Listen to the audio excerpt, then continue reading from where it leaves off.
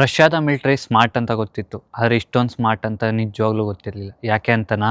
30 days 30 interesting facts about Russia, day 12. ರಷ್ಯಾದ military trained ಡಾಲ್ಫಿನ್ಸ್ನ ಅವರ ಆಪ್ರೇಷನ್ಸ್ನಲ್ಲಿ use ಮಾಡ್ತಾರೆ. ಡಾಲ್ಫಿನ್ಸಲ್ಲಿ ಒಂದು ಸ್ಪೆಷಲ್ ಎಬಿಲಿಟಿ ಇರುತ್ತೆ, ಎಕೋಲೊಕೇಶನ್ಸ್ ಅಂತ. ಅಂದರೆ ಡಾಲ್ಫಿನ್ ಸುತ್ತಮುತ್ತ ಯಾವುದೇ ಒಂದು ಚಿಕ್ಕ ವಸ್ತು ಇರ್ಬೋದು ಅಥವಾ ಚಿಕ್ಕ ಪ್ರಾಣಿ ಇರ್ಬೋದು, ಅದನ್ನು ಸೌಂಡ್ ವೇವ್ಸ್ ಮುಖಾಂತರ ಡಿಟೆಕ್ಟ್ ಮಾಡೋ ಎಬಿಲಿಟಿ ಡಾಲ್ಫಿನ್ಗಿರುತ್ತೆ.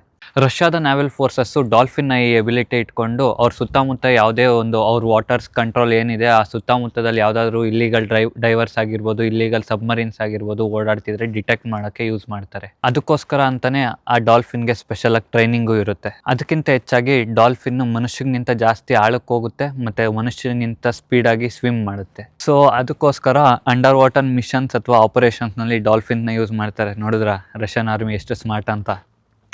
ಫ್ಯಾಕ್ಟ್ ಇಷ್ಟ ಆಗಿದ್ರೆ ಫಾಲೋ ಮಾಡ್ಕೊಳ್ಳಿ. ಹಂಗೆ ರಷ್ಯಾ ಬಗ್ಗೆ ಇನ್ನೊಂದು ಪ್ರಶ್ನೆ, ಸ್ಪೇಸ್ಗೆ ಹೋಗಿದೆ ಅಂತ ರಷ್ಯನ್ ಡಾಗ್ ಹೆಸರು ಏನು ಅಂತ ಕಮೆಂಟ್ ಮಾಡಿ.